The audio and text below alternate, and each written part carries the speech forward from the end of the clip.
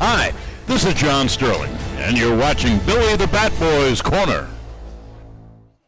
What's going on, guys? Billy Pinckney here alongside Taylor Motter for this episode of Billy the Bat Boy's Corner. All right, Taylor, you were drafted by the Rays in 2011. Being from Florida, being drafted by a Florida team, how exciting was that for you?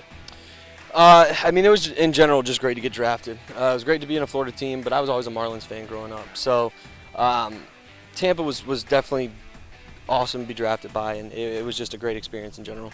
Now, you eventually made it to the big leagues with the Rays in 2016. Can you talk about that call-up and making your debut? Yeah, there's no other feeling like it. Word starts floating around the locker room that you're going to get called up, and the skip actually called me in the office. I was actually in Charlotte where me and my wife lived, and we got to go home that night, enjoy a nice dinner, and know that we were going to be in Tampa the next day. Wow. Now, your first hit was off of then Blue Jays pitcher Jay Happ. Next day, Drew Storen hit a homer off of him. Two well-known guys, solid pitchers in the big leagues. How exciting was that for you?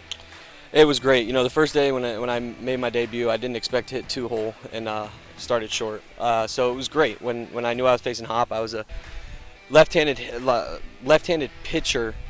I was a right-handed hitter that hit left-handed pitching well. Right. So it was great to know. I felt comfortable going into the game, even though Hap's a great arm, still is. It was great going into the game knowing I was going to face a lefty. After playing for the Rays, you went out to play for the Mariners organization and then the Twins organization. Talk about some of the differences or maybe some things that you noticed that were different among those three organizations. So it's really hard to tell what the difference between coming up in the organizations compared to the big league organizations.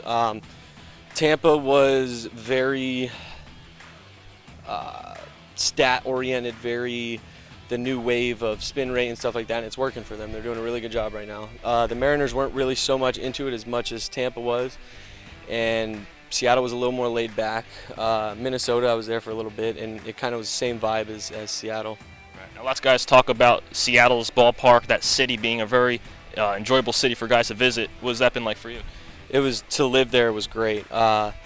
It was 2 years that was spent very well with me and my wife, and we enjoyed every second of it.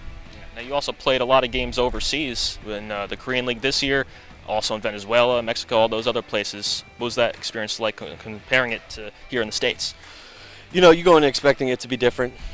People in the Dominican treat me very well. I love it down there. I go back every year pretty much. Venezuela was great too. Mexico was also different, but great. Korean this year was a little bit different because of the corona, but I've heard nothing but good things, and I can't really badmouth it, so I'm going to say it was really good. Now, we're approaching the end of the season here in Jersey. You played Indy ball last year, too, in New Britain. Talk about your experience in Indy ball overall. What has that been like?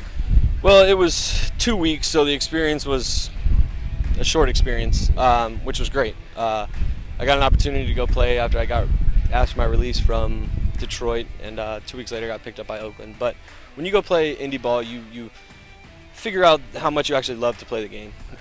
There's a lot of fun that goes on here that people don't know about. It's not as serious StatCast and all this stuff. You come out here to play like you did when you were back in high school and kids, and it's fun. It's a break from the pressure that some guys need. Last question, what advice would you give to a younger player? Just play hard and have fun, because like I said, this game turns into a business very quick. I miss playing college ball. I miss coming up through organizations and trying to prove myself. So just go out there and enjoy the heck out of doing what you're doing, because it's not going to last forever. I appreciate it. Thank you. See you next time here on Billy the Bat Boy's Corner. Hey guys, it's Tom McCarthy, the voice of the Philadelphia Phillies. You're listening to Billy the Bat Boy's Corner. We would like to thank you for watching this video here on Billy the Bat Boy's Corner. Hit our subscribe button on the top left-hand side to see more content like this. On the right-hand side, we have some videos lined up for you as well. Also, stay connected with us on social media by following us on Instagram, Facebook, and Twitter. Thanks again, and we'll see you soon.